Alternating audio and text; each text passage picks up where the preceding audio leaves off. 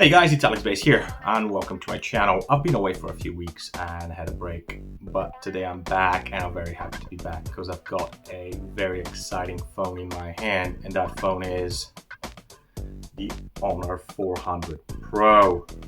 A great upper mid-range device. Is actually pretty much borderline flagship level. Without any further ado, let's delve into it and you're going to find out more about this great phone.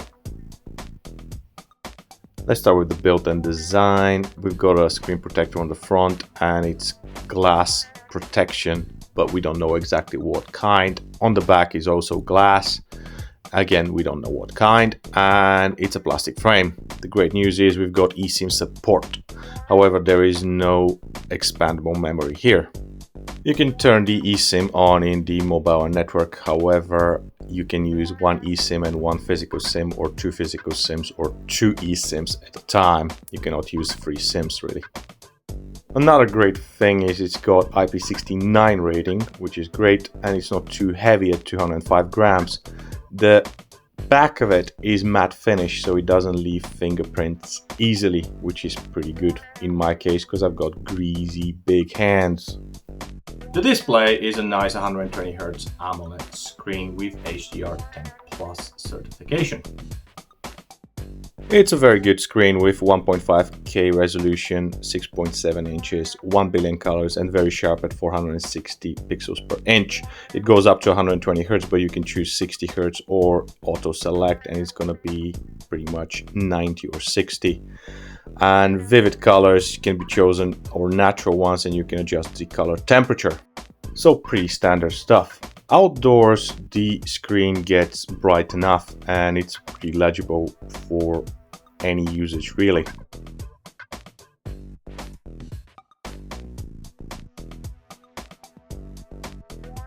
Honor 400 Pro doesn't have Dolby Vision, but it's got HDR10 Plus support, and it is compliant with Amazon Prime and YouTube.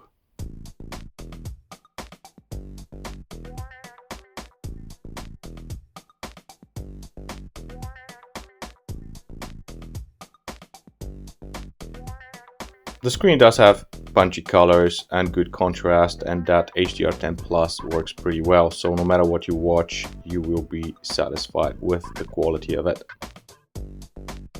Now moving on to software. The Honor 400 Pro runs on Magic OS 9 on top of Android 15 straight out of the box. The software update policy is a bit tricky on this phone. I need to specify something about the software update policy on the Honor 400 and 400 Pro. I did state in my review of the Honor 400 that the update's gonna be 6 OS updates and 6 years of security patches. However, I was made aware of the fact that that only applies to the European market. Elsewhere, it's just market dependent, so you need to check locally how long this device is going to be supported for. In Europe, Honor 400 Pro still gets 6 years of OS updates and 6 years of security patches. There are some pre-installed apps, and the good news is you can uninstall them, and again, very iOS vibes in terms of software design. Yeah, I don't like that one, so let's customize it. Boom! There we go, that's much better. You do have a fingerprint scanner and also face unlock, and the fingerprint scanner works reasonably fast. There's a decent number of customizations that you can use, and there's also an always on display that you can turn on. However, remember that it consumes more battery. You can also change the shape of the icons or the wallpapers, and also the lighting. Well, pretty much standard stuff.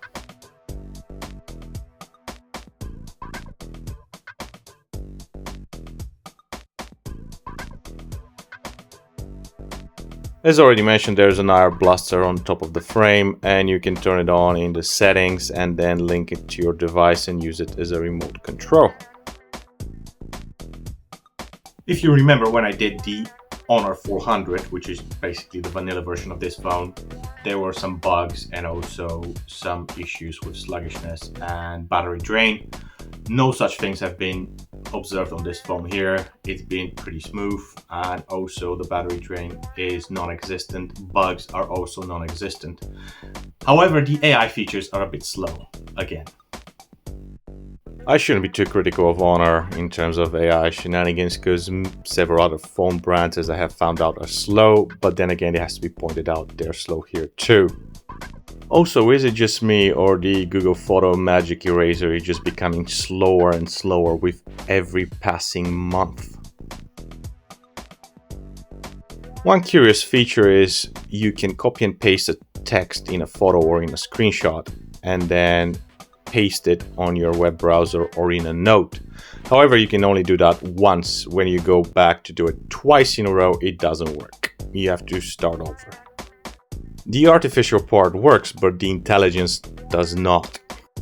Another feature is AI translations that you can use, and it works reasonably well. Nothing fancy, but still it can be useful from time to time. Another AI feature is from an image you can try and copy that image and send it over or share it with someone else via WhatsApp or Signal or Gmail or anything like it. You can also save it into your AI notes. How useful that is, it's very debatable. Kind of disappointingly, the Google Photos app does not support Ultra HDR.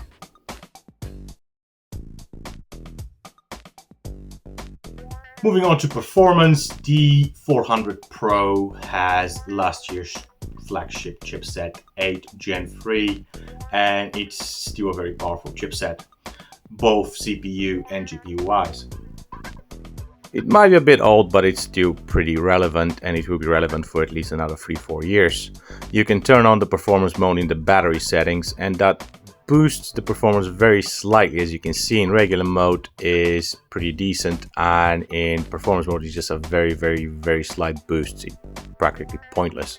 I did the rest of the test in the regular balanced mode. The stability of the Honor 400 Pro under stress is pretty admirable, over 70%. That is impressive. The temperature is a little high, but that is completely understandable because you're putting it under such huge stress. All we know, the Honor 400 Pro gets an A from me in terms of performance.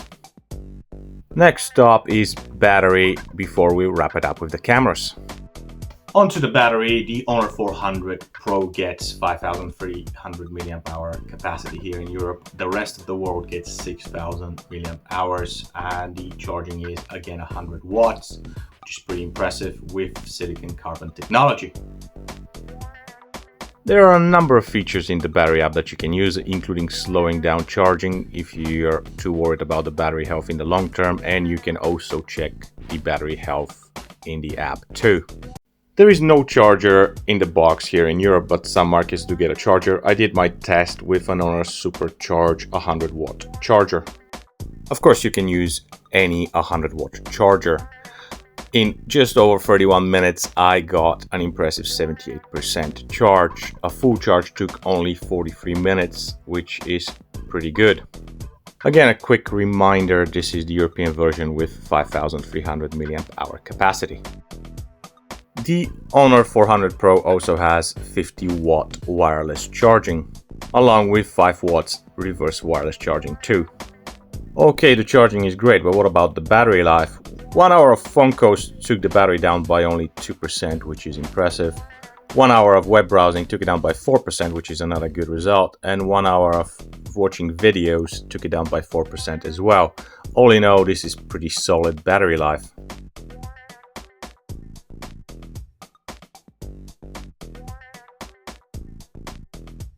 And now let's wrap it up with the cameras. It's a solid camera setup. We do have a 200 megapixel main snapper with optical image stabilization, a 12 megapixel ultra wide, and a telephoto lens 50 megapixels with 3x optical zoom. All three lenses can shoot 4K video. On the front, we do have a 50 megapixel snapper, and again 4K video is available too. The Honor 400 Pro produces detailed, nice selfies. The colors are nice, the dynamic range is good, the contrast is also on point.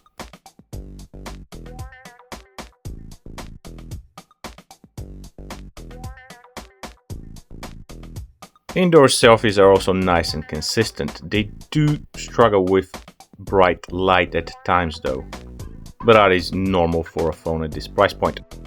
The shots from the main camera are excellent, and you do get three modes: natural, vibrant and authentic. It's up to you which one you want to use. I did samples of all three of them, and the rest of the photos were done in the natural mode. I did these photos without the HDR turned on, as that heavy HDR processing kind of limits the dynamic range and ruins the photos. The ultra-wide shots are reasonably sharp, and also they don't have that much noise in them. I think the balance is pretty good. Detail is definitely solid. The 2x and the 3x optical zoom shots are also decent, especially the 3x one. They're pretty good.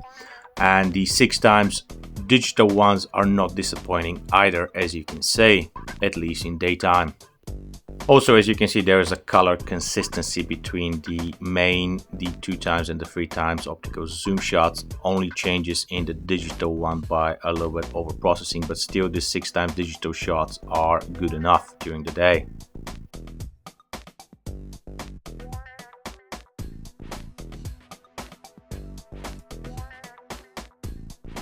The nighttime selfies are decent, the colors are okay, and the detail is decent as well. They're not particularly sharp, and as you can see, there's a good amount of detail in the subject lost, but still, I think in good lighting conditions, they're usable.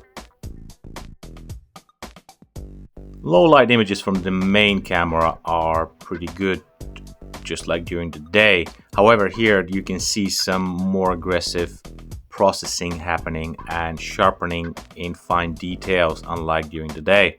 Another interesting observation was that the main camera and the 2x zoom have similar color temperature, but with 3x optical zoom and 6x digital zoom, the temperature becomes warmer. That's a bit less consistency than during the daytime photography. However, the results are still not bad. The ultra-wide shots are not as sharp as during the day, and there is clearly some post-processing that happens and sharpens the image. The results are okay, but not exactly great. Overall, I would rate the night photography on the Honor 400 Pro as satisfactory, but not excellent. Moving on to the video, we've got some decent stabilization on the Honor 400 Pro, both in the ultra wide and the main shots in 4K video. I've shot some with the HDR on, and the rest was done with the HDR off, as it ruins the image, and you will see later on why. You will be the judge of those results. Alright, so selfie video 4K at 30 frames per second with the HDR off. So presumably this is the natural color reproduction. And as you can see, the electronic image stabilization, or EIS, is not that great. It's a bit shaky and the detail isn't fantastic, but still in good lighting conditions you can get very usable results. If I go closer, that was the ultra wide a second ago, ultra wide shot, and I'm going to do a little bit close up. It's still not great, but if you stabilize it staying at one place, it's pretty usable.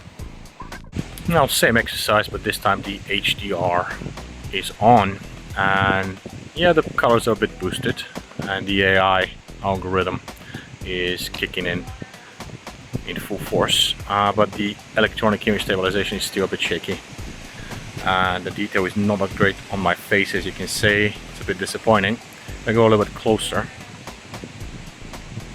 it's still a bit, yeah, it's not great. Ultra wide video at 4K 30 frames per second.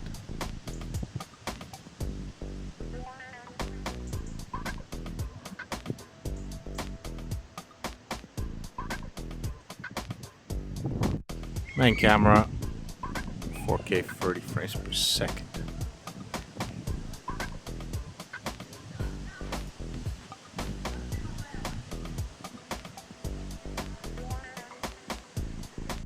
Let's try the 3x zoom at 4K 30 frames per second.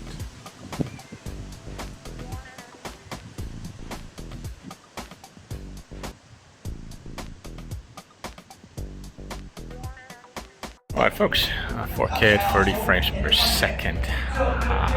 This is in a well-lit area, as you can see, so we'll see, should give it a little bit better processing, or maybe not. Yeah, detail isn't great, is it? There we go. Ultra wide, 4K, 30 frames per second.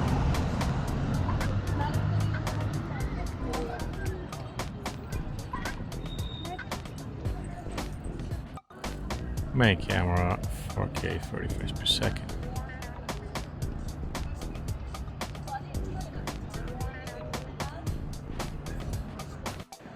Three times zoom again, 4K, 30 frames per second.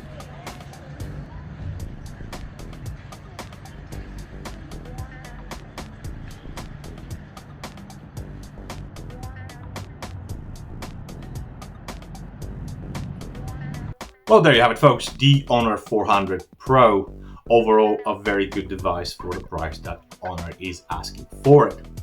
It's got its quirks with the AI features and shenanigans in the software, and also that tacky, double camera here. And there's no charger in the box, as you would expect. However, overall, is a very good package. Is it good enough for you? Well, at the end of the day, you decide. Thanks very much for watching, and see you next time. Ciao!